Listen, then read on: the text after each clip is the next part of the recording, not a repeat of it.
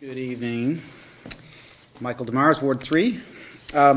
So I'd like to take a quick second. I've been looking at some of the online materials from a website that's widely used controversially around curriculum, Fishtank Learning. And I just wanted to say that, you know, there's been a fair amount of noise around the state with critical race theory and whether or not our students from the kindergarten all the way up are being, taught how to think versus what to think. And I just want to go on record, without getting into the weeds on that I think that any significant changes in curriculum, particularly as it applies to the application of critical race theory, should be very public. When I see something on the agenda, as I did today, curriculum update, that concerns me. I don't know if that is something very simple and maybe shouldn't be of concern, but if that potentially is a more profound change and potentially brings some of that type of thinking into the schools, I think that's worthy of a much more public announcement, the opportunity for the public to weigh in on that, hear from as many people as possible about how they feel about that. So I don't know if that's the plan on that agenda item. I don't really know what those two words mean tonight, but maybe we'll find out more later. I'm very much in favor of a very transparent public process around those types of changes, though, so thank you. Thank you. And seeing no other citizens, we're going to close citizens' comments.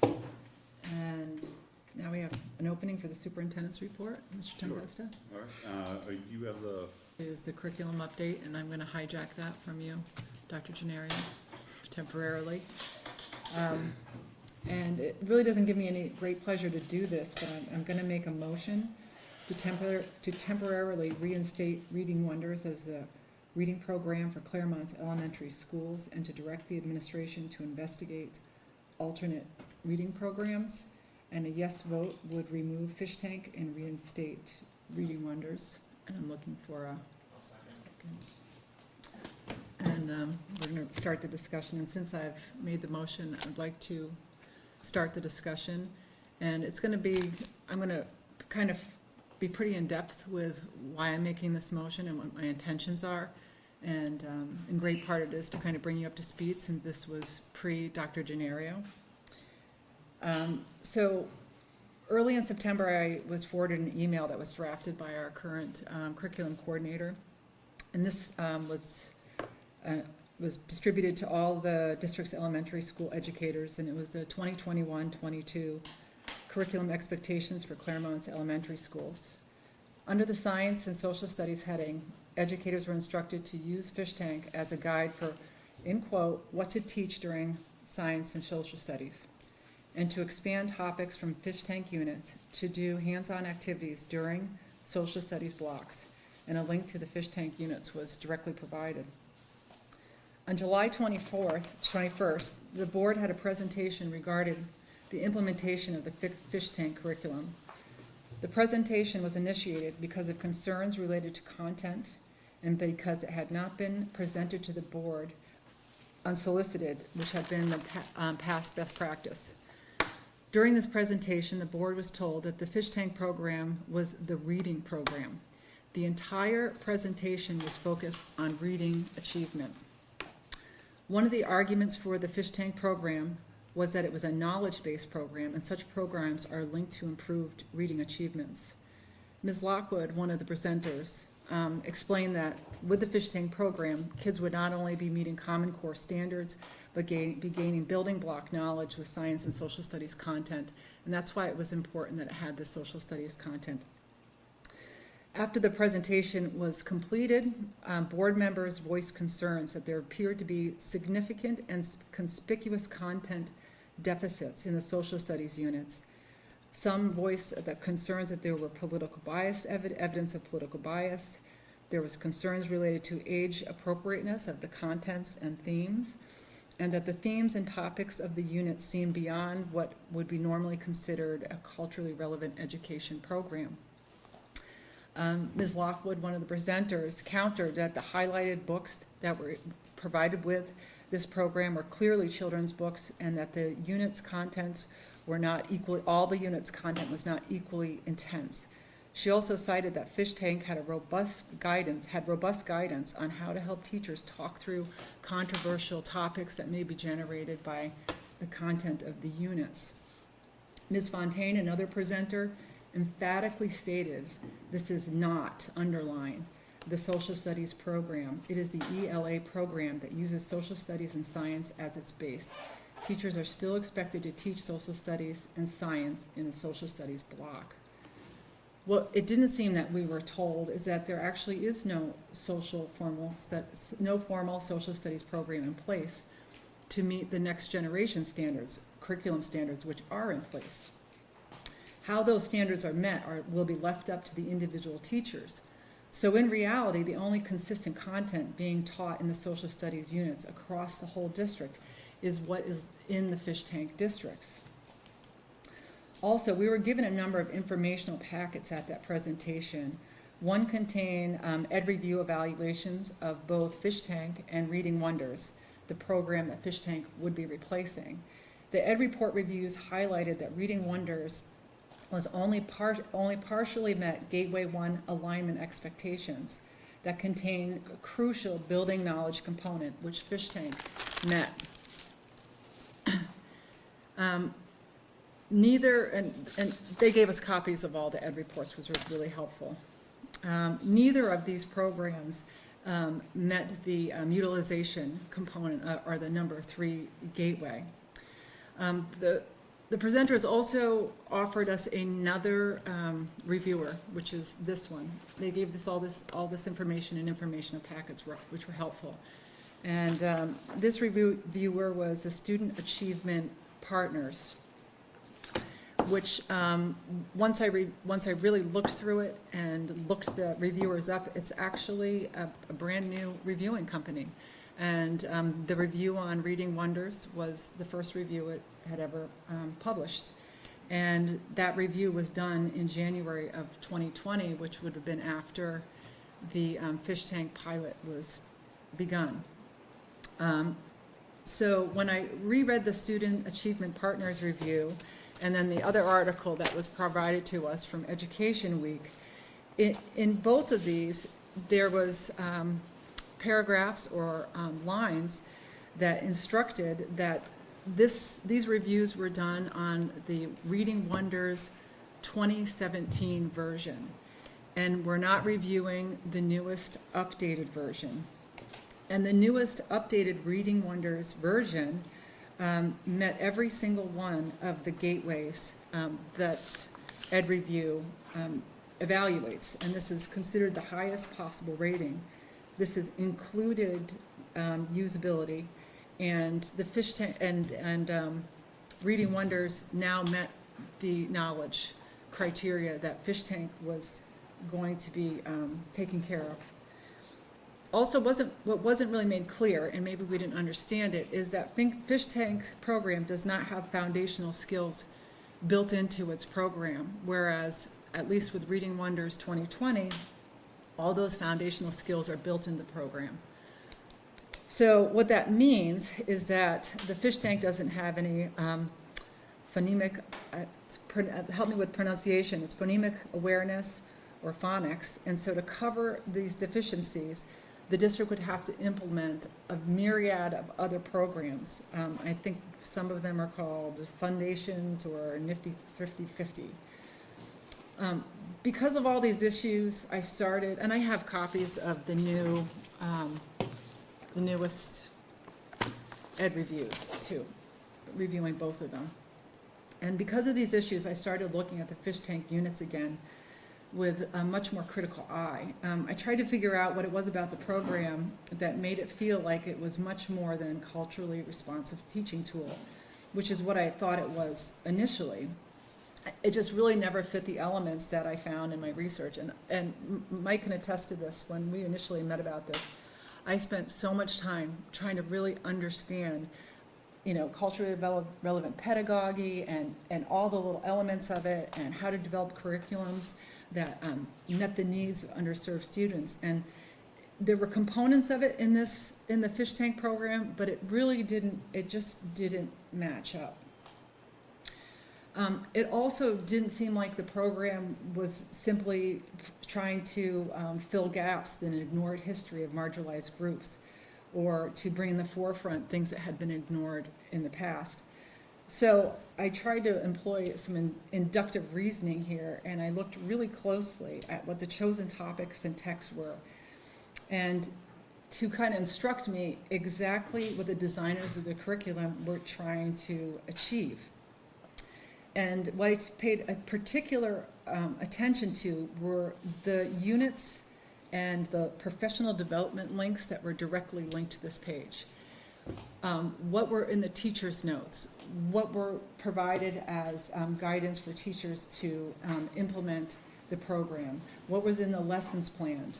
What was the guidance that was provided for teachers that were dealing with difficult topics?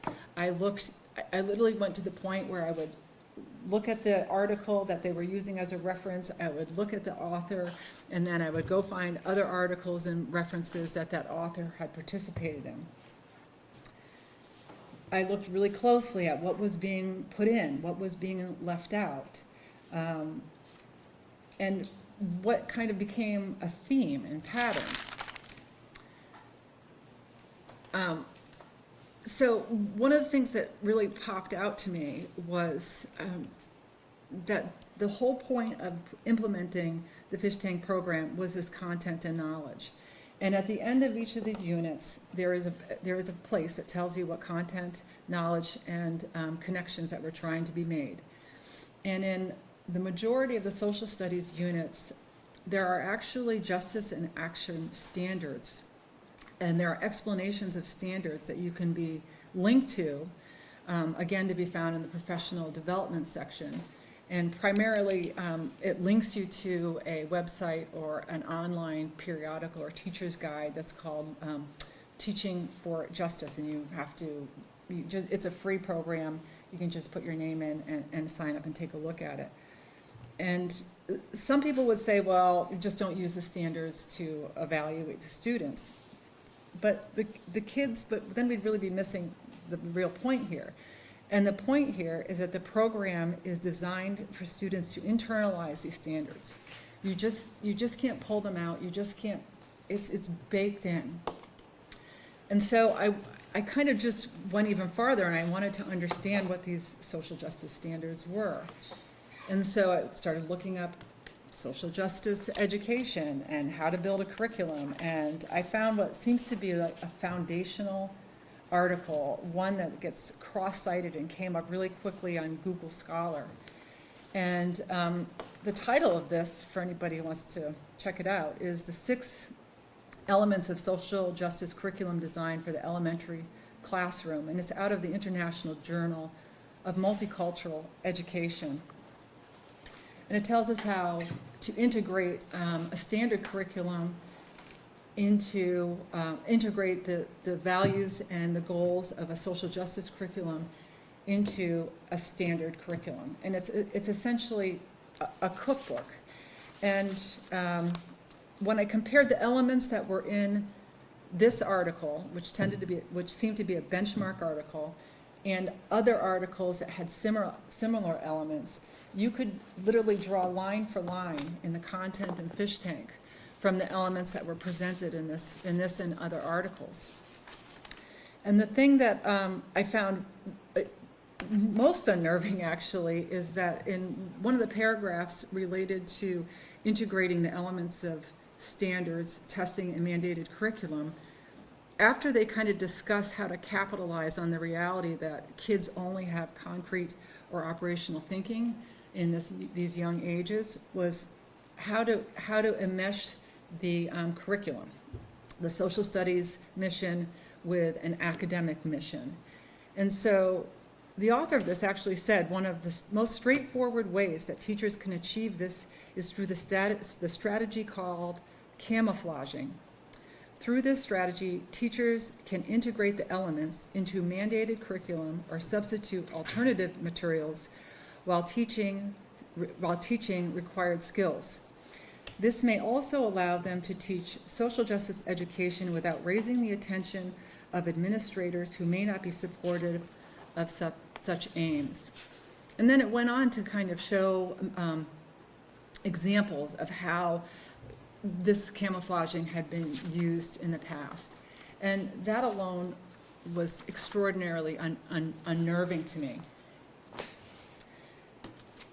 So what became really apparent to me is that we have in Fishtank a program or curriculum that actually has a dual mission. It just doesn't have an academic mission. It has a political activism mission. And it runs through it, and it's confirmed by everything that if you look for it, if you kind of just stop thinking that the emperor actually has clothes on and suspend your disbelief, and you start looking at what you're actually being given in the professional development stuff, it's clearly, it has a political mission and it's an activist mission. So the question before us is, do we really want, as a board, to approve a curriculum that has a specific political ideology built right into the fabric of it? And it also has been demonstrated, at least through ed reviews, that it currently fails to meet standards of a readily available curriculum, which would be Reading Wonders 2020, that our district's teachers are already familiar with. And I just want us to resist the temptation to fall for the sunk cost fallacy and just continue to go through with the implementation of this because of the time and effort that's been expended. And also please consider that our assistant superintendent is an expert in the realm of reading achievement and can spearhead a curriculum committee that would include educators from all schools and have parents and board representatives. And finally, it's important to remember that by endorsing a curriculum like this, one with a dual mission, it would set a pretty dangerous precedent, and curriculums and programs could become political ping pong balls tossed around by boards to come. And so that's all I have to say on why I made this motion. And I think, raise your hand up first. Who had a hand up first? Is that you, Nick? I think you do. So, I am profoundly disturbed by the email that went out on 9/1 of 2021 at 1:10 p.m. with the curriculum expectations of 2021 through 2022. It was so disturbing to me because I swear on all that's holy that we asked very specific questions as a board to clarify that this was not being used as our social studies program. So I reviewed the meeting on 7/21. That was a fun thing to do on my vacation this week. But it needed to be done. At 1 hour and 20 minutes approximately, we were told flat out, in quotes, this is not the social studies and science program for elementary education.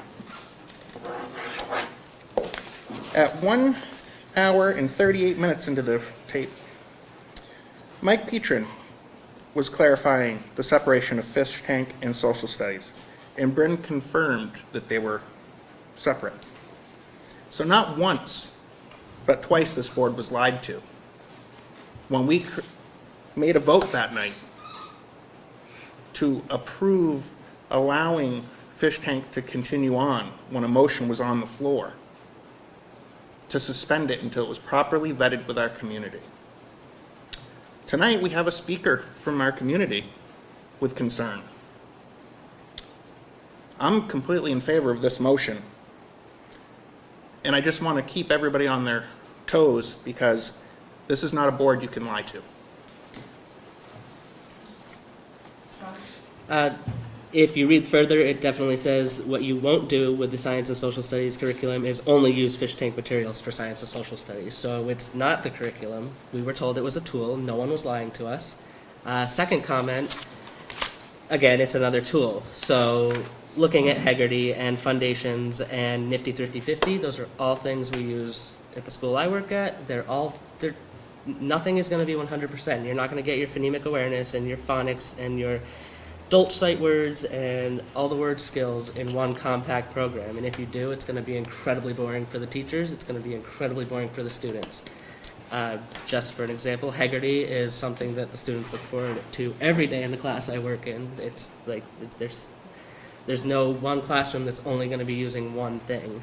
So again, Fishtank is a tool to help with vocabulary and comprehension, whereas you don't get that in Haggerty because that's phonemic awareness. You don't get that in Foundations because that's your phonic awareness. So that's all. From an educator's perspective, I have no problem with this. Just to clarify, Josh, so that there is an alternate program that does provide all those. And getting where they needed to be. We saw their iReady scores skyrocket after implementing Fishtank. Right. Just for clarification, though, that was before the new Reading Wonders program was out, which met all those expectations, and where it meets expectations where Fishtank does not. And I can provide the copies of it for the, or you can actually. I probably should have sent this out before. It's not really fair, but you can actually go on Ed Review and just pull them right up. Steve?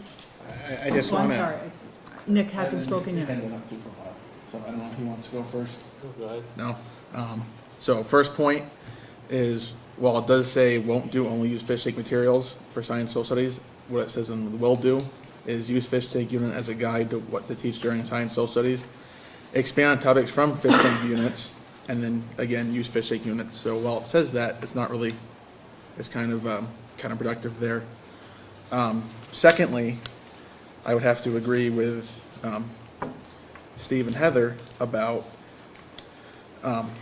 the kind of misrepresentation of the program that was presented to us, primarily because how to word this. It was said that it was not going to be used strictly for science social studies, while clearly it is being used. And I think another topic that we talked about at that meeting was the appropriateness of, I think it was kindergarten we used, for example, whereas the vocabulary words. I think the appropriateness of that is still in question. So that's why I'm kind of talking out against that for a possibility. I don't think I need to beat a dead horse, but as it's been said, I asked a specific question about fish tank being used as a social studies curriculum. Right now, under social studies, it's the only thing listed. There is no alternative listed. The social studies curriculum should be, I think, listed here instead of fish tank, and fish tank could be a tool to use. If it's a tool, it should be listed as, you could also use fish tank. We were told it was going to be used for reading because the books were wonderful. It engages kids, and that's what we were told that they're going to be used for. When I saw this, I was really disappointed. I tend to put trust in people and trust, and what we were told that night is not even close to what we find here.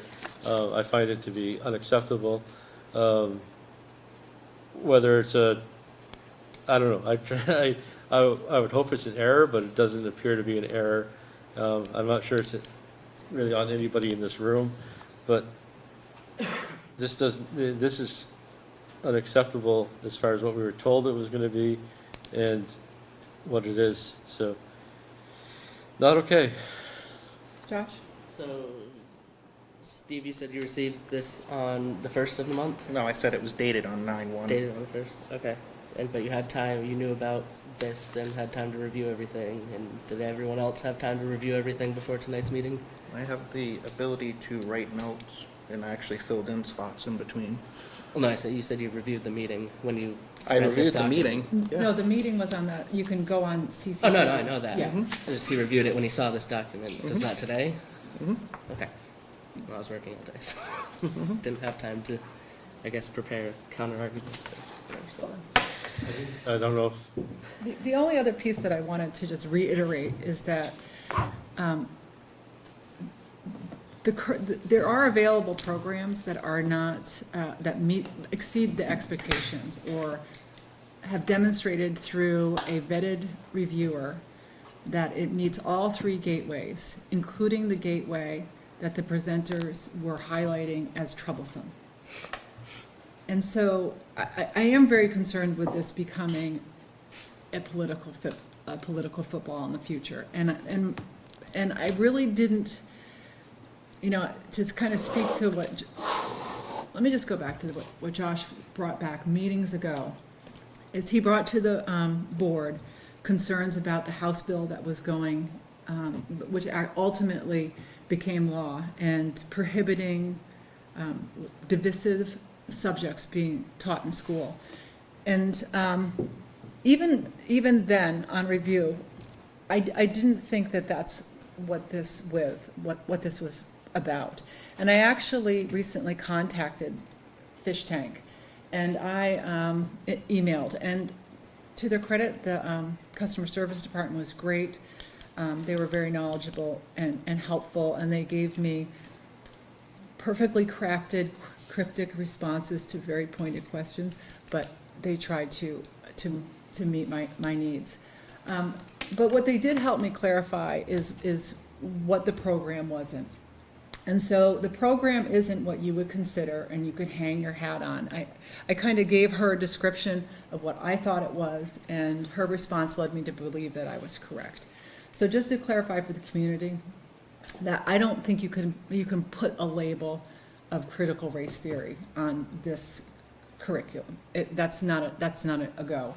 But neither can you put the label that it's culturally relevant curriculum, or, you know, culturally responsive teaching curriculum. And so that's why when I kind of came around and labeled it, it is a political activist curriculum.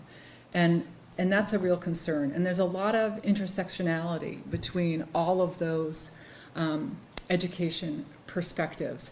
And as far as the critical race theory goes, kind of the way I would word it is that this curriculum didn't ask critical race theory to the prom, but I suspect that it danced with it at homecoming.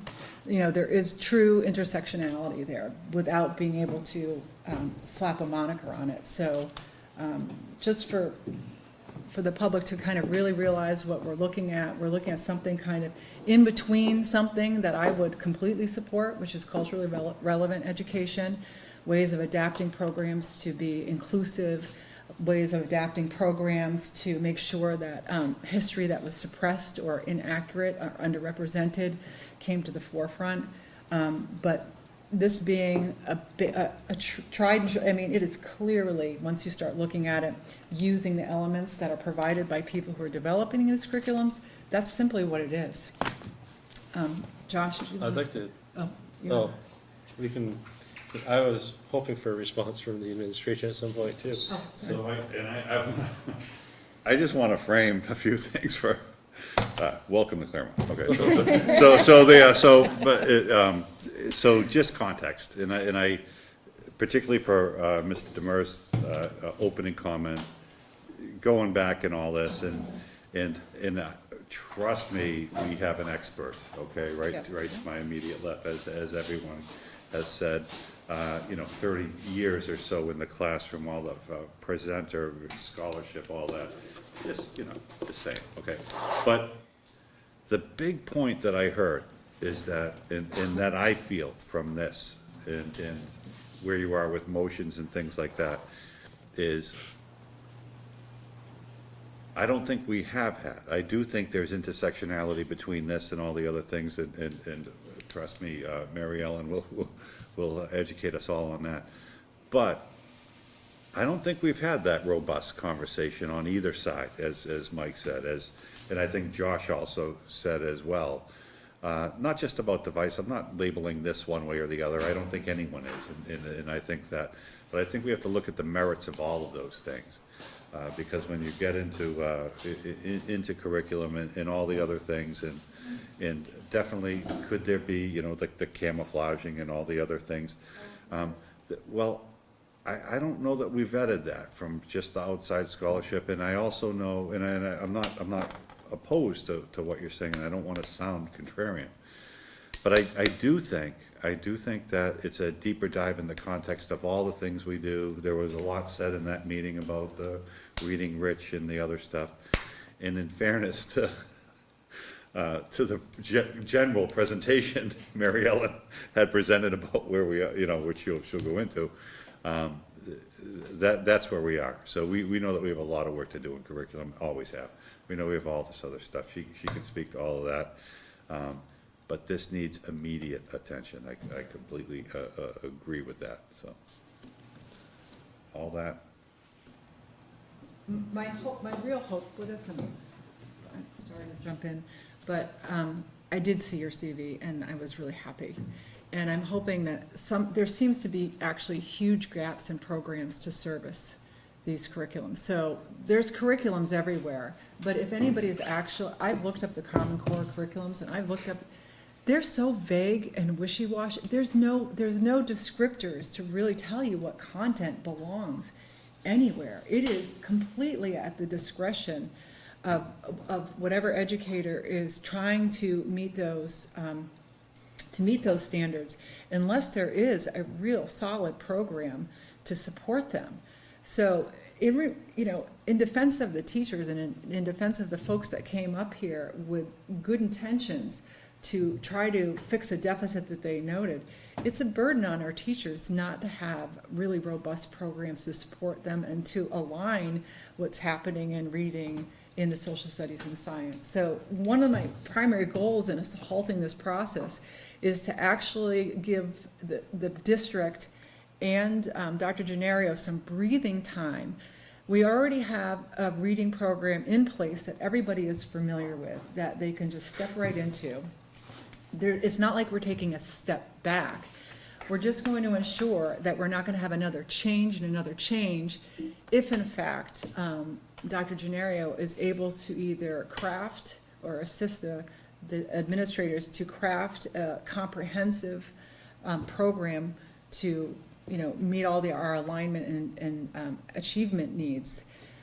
And so we don't have all these switches, because I suspect if I already know, if Ed Review is already telling me that the Reading Wonders 2020 right now is a superior product and has more supportive kind of interwoven programs than the Fishtank curriculum, then why would we adopt what is already kind of outed as an inferior curriculum simply from an academic standpoint? So that's what, Josh? My assumption would be that they're using the 2017 version and we haven't updated that curriculum Correct. since That that is time. correct. So we'd have to buy an entire new curriculum for a school year that's already started. And that's a lot to ask of our teachers, who have probably already planned out at least the month of September, although a lot of them plan out further. Well, they would just be doing what they did last year, I guess. And so I do recognize that this is a burden on the teachers, but quite frankly, it wasn't a burden that we put on them. If we kind of had to make this decision on the fly, and information evolved, and here we are. This is not a retaliatory kind of.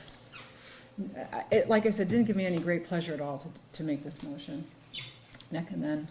I think a big focus is, has been mentioned by numerous people, is the political nature of this curriculum. And I think the problem is, with this step, is it's going to keep resulting in different curriculums if we go based upon kind of that. And I know when I was in the district as a student, there was always a lot of change. So I think the problem with kind of siding with something that seems to be on one more side than the other is you're going to at some point get different boards, and you can't gonna keep playing flip flop, and that creates a sense of kind of no real structure. And I just feel like that, as mentioned about the restructuring plan, the whole kind of purpose is to make things more uniform and more focused. That way we can deliver better results for our kids. And I think this would not be the right direction to, because of the nature of the seesaw of different boards, stuff like that, changing over the years, and that kind of stuff.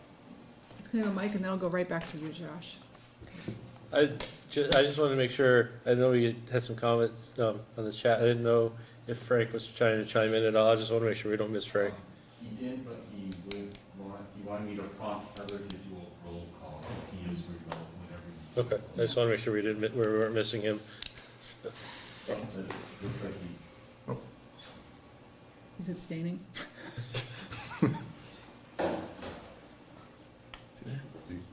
Frank, did you go away? Oh, I think. Thank Can you hear me? Yeah, You're still there, okay. Okay. Anyway, it's great being here listening to all the different points of the conversation. My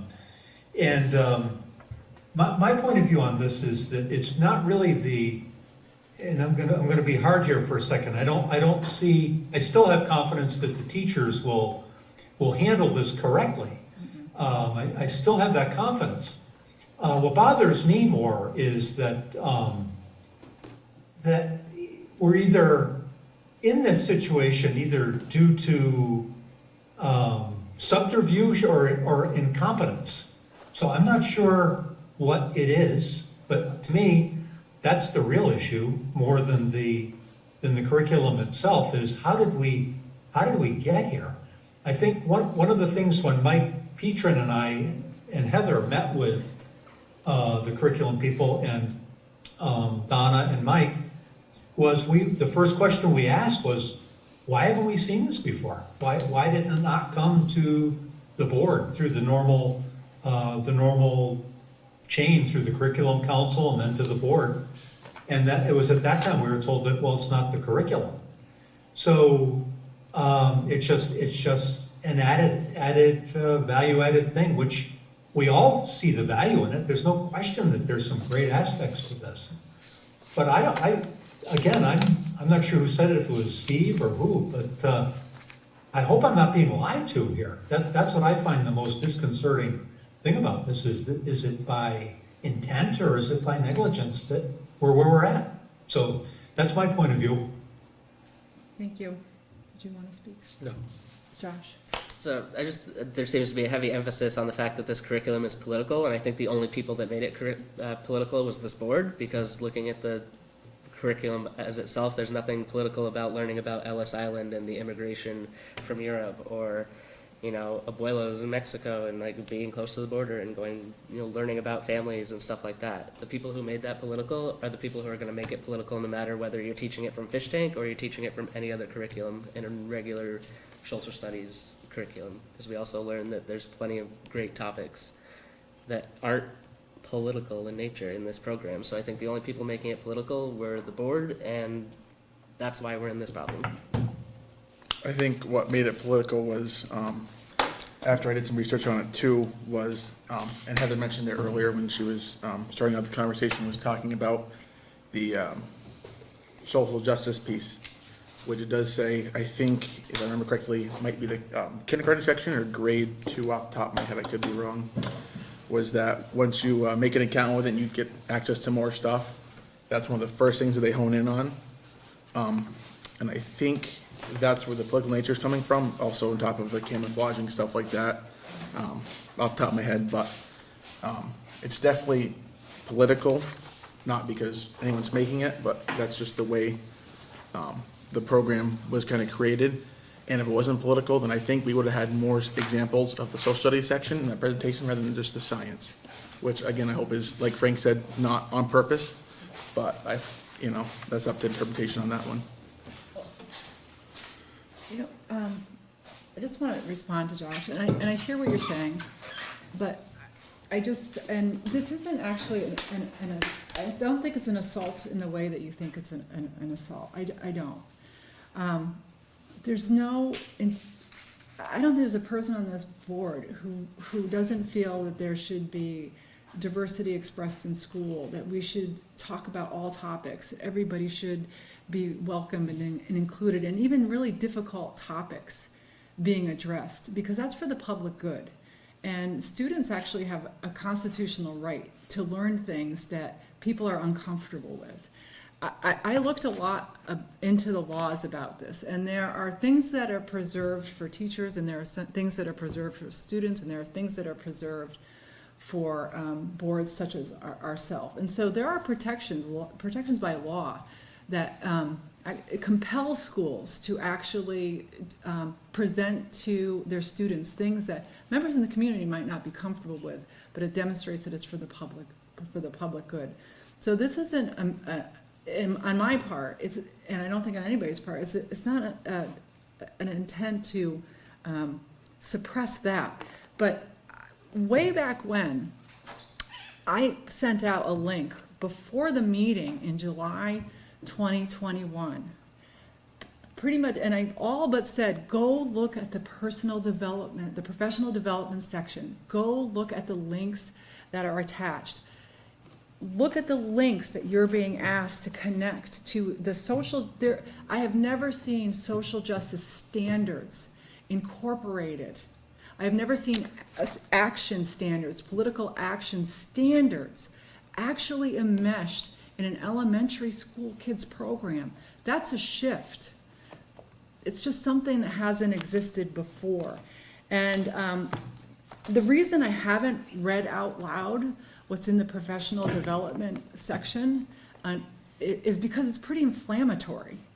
And I wasn't trying, and if anything, I was trying to tamp the energy down and to keep a focus on the fact that it is a political curriculum that it most likely is substandard in relations to its academics goals as well. So I just don't want there to be this miscommunication, and I can feel you being anxious, and I don't blame you, but that's not my intent, and that's not the intent of the motion. Mike? I think, going back to what's, like Frank stated, I think we need some of these topics in our school systems, and, we need to go that direction. But as Frank said, what's most disturbing to me is that, like Frank said, Heather, myself, and Frank, we met with curriculum people, and we were point blank told, this is not curriculum, this is not the curriculum, several times in that meeting. After that meeting, I myself brought up that this needs to go to the whole board, we need to have this as a whole board discussion, and then we had that board discussion here, and again, we were told, this is not the social studies curriculum, it's not the social, it's a piece, it's a, Program, a program that, adds. per some- reading, yeah. adds, to what we're teaching. And it clearly, right here, is the social studies curriculum. That's what's most disturbing to me. And I'm at the point, I think we reached it, we've beat it enough, so I'd like to call the question and take a vote. Second. Yeah, make sure it's roll call. Yeah, roll call, please. Does anybody second? Stephen Morphy, Yes. Josh Lambert is absent. No, he's right here, he's right here. Josh is,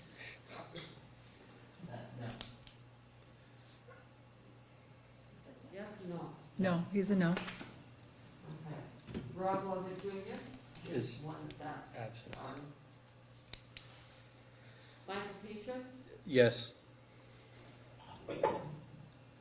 Nicholas Stone, Yes. Frank Sprague, Yes. and Heather Whitney. Yes.